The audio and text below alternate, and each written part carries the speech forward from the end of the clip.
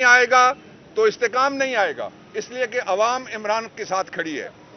دوسرا جو یہ مقدمات ہیں ان میں آج جج صاحب نے یہ بھی آبزرویشن دی کہ لگتا ہے کہ یہ آپ کو شامل تفتیش نہ کر کے دوڑائے رکھنا چاہتے ہیں۔ تو میں نے کہا جج صاحب ہم آگے دوڑنے والے نہیں ہیں، پیچھے پیچھے دوڑنے کے لیے ان کے ہم تیار ہیں۔ تو جو اصل ایشو ہے وہ یہ ہے کہ پاکستان کو 30 سال پیچھے انہوں نے کر دیا ہے۔ ایسا ٹولہ آ گیا ہے جو ٹولہ پہلے باجوہ سے فائدہ لیتا ہے اور پھر اعتراف جرم کرتا ہے کہ لنڈن پلان ہوا تھا نواز شریف کے پاس جا کے، باجوہ نے یہ کہا تھا کہ 2019 میں تم مجھے ایکسٹینشن دو، میں جواباً تمہیں پنجاب کی گورنمنٹ اور مرکز کی گورنمنٹ دیتا ہوں۔ پاکستان میں ایک ٹرائل ہوا ہے پہلے ایک سابق آرمی چیف کا جس کو سزائے موت ملی، وہ سزا گئی ہے سپریم کورٹ آف پاکستان میں، اس وقت وہ دنیا میں نہیں رہے جنرل مشرف، اس کے باوجود بعد از مرگ اپ ہولڈ ہوئی ہے وہ ججمنٹ۔ اس کا مطلب یہ ہے کہ جو ڈیفنس منسٹر نے کہا ہے وہ استغاثہ ہے ہائی ٹریزن پنشمنٹس ایکٹ 1973 کا، اور غداری اور آرٹیکل 6 کا مقدمہ فوری طور پہ بنانا چاہیے جنرل باجوہ کے خلاف جو اس نے کیا ہے پاکستان میں رجیم چینج کے لیے۔ آخری بات میں یہ کہنا چاہتا ہوں، پھر آپ سے عمر خان صاحب بات کریں گے۔ میں یہ بات کہنا چاہتا ہوں کہ یہ کہا جا رہا ہے کہ ہم امریکن کانگریس کے خلاف آواز اٹھا رہے ہیں۔ بے شرمو، تب تمہیں شرم نہیں آئی جب ایک چھوٹے سے ملازم نے، آپ ہیڈ کلرک کہہ لیں اس کو، سپرنٹینڈنٹ کہہ رہے ہیں امریکہ کا، اس نے پاکستان میں مداخلت کر کے تمہارے ذریعے خود باجوہ کا نام لیتے ہو، اس نے پاکستان میں ایک چلتی ہوئی حکومت کو رخصت کر دیا۔ میں خبردار کرنا چاہتا ہوں حاکموں کو، میں خبردار کرنا چاہتا ہوں فارم 47 والی رجیم کو کہ تمہیں سبق حاصل کرنا چاہیے ترکی کے عوامی انقلاب سے۔ میں تازہ انقلابات کی بات کر رہا ہوں۔ فرانس انقلاب میں بہت خون بہا تھا، جو ایران میں آیا اس میں بھی ندیاں بہہ گئی تھیں۔ دوسرا انقلاب سری لنکا کے اندر آیا، تیسرا انقلاب بولیویا کے اندر آیا ہے، اور یاد رکھو کہ کینیا میں لوگوں نے پارلیمنٹ بھی جلا دیا اور صدر ہاؤس بھی جلا دیا ہے، اس لیے کہ لوگ بھوکے نہیں رہ سکتے۔ ان کی جیبوں کے اوپر تمہاری نظر ہے، پیناما کیس پہ تمہاری نظر نہیں تھی اور نہ ہی دبئی لیکس کے اوپر تمہاری نظر ہے۔ عمران خان آئے گا تو استحکام آئے گا۔ اور عمر ایوب خان کے بارے میں 2 جملے کہنا چاہتا ہوں۔ آپ کو کراچی والی آپ نے کٹی پہاڑی سنی ہوئی ہے، اسلام آباد میں بھی ایک کٹی پہاڑی ہے ماگلا میں۔ اس کٹی پہاڑی پہ عمر ایوب خان کو جس قدر قاتلانہ حملے میں تشدد کا نشانہ بنایا گیا، اتنا تشدد پاکستان میں کسی دوسرے ورکر کے اوپر ہوا ہو تو ہوا ہو، لیکن کسی لیڈر پہ اور عہدیدار پہ اتنا تشدد پہلے نہیں ہوا۔ عمر ایوب خان نے پہلے دن مجھ سے میرے اصرار پہ اس کی تصویریں شیئر کی تھیں، لیکن مجھے ساتھ کہا تھا کہ آپ ان کو اپلوڈ نہیں کریں گے، میں پبلک نہیں کرنا چاہتا۔ دوسرا یہ ہے، اس وقت عمران خان کے بعد جس شخص کے خلاف پاکستان میں سب سے زیادہ ایف آئی آر ہیں، جو سب سے زیادہ آپ روز دیکھتے ہیں یہاں بھی آتا ہے، ہر ایف آئی آر میں سارے مقدمات بھگت رہا ہے، سب سے زیادہ اس کا نام عمر ایوب خان ہے۔ اس لیے یہ مجھے ہمیشہ کہتے ہیں میرے وکیل اور میرے بڑے بھائی، میں وکیل اور بڑے بھائی کی حیثیت سے ان سے بھی کہتا ہوں اور عمران خان کے بھی وکیل کی حیثیت سے میں کہتا ہوں، اور زین کی طرف سے بھی، یہ ہمارے ڈپٹی پارلیمنٹری لیڈر ہیں، ان کا بھی میں وکیل ہوں، ان کی طرف سے بھی میں کہتا ہوں کہ آپ نے جس بہادری سے پاکستان تحریک انصاف کو انتہائی مشکل ترین الیکشنز میں لیڈ کیا اور کامیابی حاصل کی، انشاءاللہ وہ وقت آئے گا جب اس پارلیمنٹ کے اندر بھی لیڈر آف دی اپوزیشن نہیں بلکہ leader of the house Pakistan کا لیڈر عمران خان آ کے بہت جلد بیٹھے گا، اس کے بغیر استحکام نہیں آ سکتا انشاءاللہ۔ بسم اللہ الرحمن الرحیم۔ بہت شکریہ ڈاکٹر بابر اعوان صاحب، میرے بڑے بھائی بھی ہیں اور میرے وکیل بھی ہیں آپ۔ سب سے پہلے یہاں سے میں بات شروع کروں گا کہ کل کا جو بجٹ اس فارم 47 کی حکومت نے پاس کرایا، یہ ایک آپ اس کو ڈکلیئر کر سکتے ہیں، اور میں نے فلور آف دا ہاؤس پہ بھی کہا ہے کہ یہ اکنامک ہٹ مین کا بجٹ ہے، یہ پاکستان کی عوام پہ ایک قاتلانہ حملہ ہے، یہ اکنامک اقتصادی دہشت گردی ہے پاکستان کے خلاف، اور یہ بجٹ فارم 47 کے وزیر اعظم شہباز شریف نے ایڈمٹ کیا ہے کہ IMF کا بجٹ ہے. اس کے ساتھ ابھی جو مہنگائی کی لہر آئے گی، میں نے 3 گھنٹے پہ الحمدللہ وہاں پہ تقریر کی، ایک ایک پوائنٹ ان کے بجٹ کے دستاویزات سے نکال کے ان کو سامنے کنفرنٹ کیا. جتنی حکومت کی طرف سے تقاریر آئی ہیں، کسی ایک شخص نے، میرے بھائی زین قریشی صاحب موجود تھے اسمبلی کے اندر، گورنمنٹ کی طرف سے ایک شخص نے بھی یہ نہیں کہا کہ leader of the opposition Omar Ayub کی اس بات کی ہم لوگ تردید کرتے ہیں. نمبر 1. نمبر 2، سب سے اہم بات یہ ہے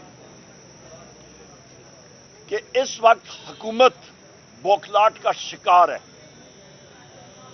اور وہ بوکھلاٹ جو ابھی محسن نقوی جو اس وقت وزیر داخلہ ہے اور آزاد آیا تھا سینیٹر، اور پہلے یہ نگران وزیر اعلیٰ تھا، انہوں نے 450 ارب روپے کی گندم امپورٹ کی.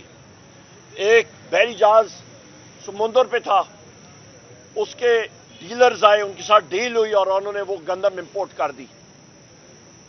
ہم لوگ پنجاب کے دارالخلافے لاہور کے دل میں اس وقت کھڑے ہیں،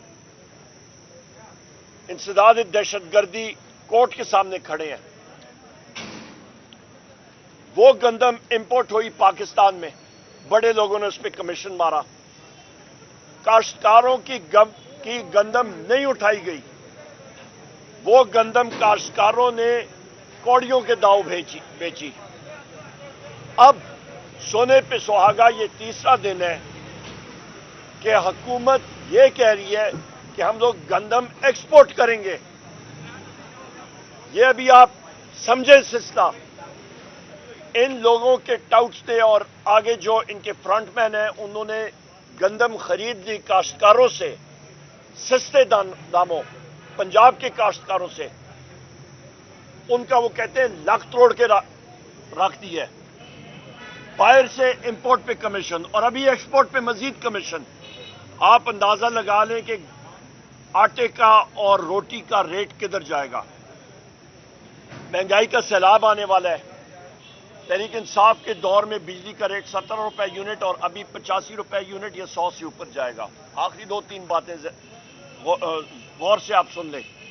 آتے ہیں بات، انہوں نے جو کل آپ کے ہاؤس آف ریپرزینٹیٹو US کے خلاف جو انہوں نے قرارداد پیش کی، ہم لوگ ہاؤس میں موجود تھے. جس وقت تک انہوں نے قرارداد پیش کی اس کا ہمیں کوئی اپوزیشن کے ساتھ شیئر نہیں ہوا. چاہیے تھا، ضروری قرارداد ہی شیئر کرتے، پر کیسے شیئر کرتے؟ کیونکہ اس پہ ان کا بھیانک جھوٹ جو ہے وہ سامنے آتا تھا. قرارداد US ہاؤس آف ریپرزینٹیٹو کی نمبر 1 نان بائنڈنگ ہے. نمبر 2 368 ممبرز نے اس کو دونوں اطراف سے، ڈیموکریٹس نے اور ریپبلکنز نے پاس کیا.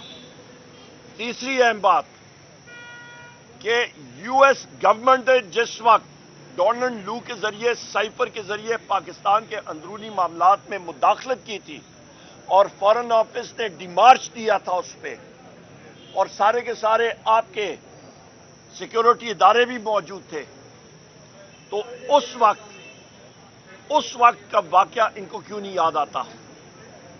ہم نے اس وقت کنڈیم کیا تھا اس کو. یہ تو ایک US ہاؤس آف ریپرزینٹیٹوز نے الیکشن کی رپورٹ کے مبنی اپنی وہاں پہ قرارداد کی، اور اس میں لکھا کیا ہے کہ پاکستان میں الیکشن پروسیس صاف شفاف نہیں تھا. ساری دنیا کو یہ حقیقت معلوم ہے. یہ تو ہم ہی کہتے ہیں، اس میں مداخلت کی کیا بات ہے؟ یہ ساری دنیا یہ کہہ رہی ہے، یورپین یونین یہ کہہ رہا ہے، جاپان یہ کہہ رہا ہے، ساری دنیا کہہ رہی ہے. دوسری چیز، آپ کے ایک پارٹی کے خلاف ویپنائز کیے گئے قانون، یہ ساری کی ساری دنیا کہہ رہی ہے. لہذا آپ یعنی کہ یہ گورنمنٹ یہ ڈرے نہ، حقائق کا سامنا کرے، اور جو اصلی مینڈیٹ ہے فارم 47 کا 180 سیٹوں کا، وہ واپس پاکستان تحریک انصاف کو ملنا چاہیے. بہت شکریہ.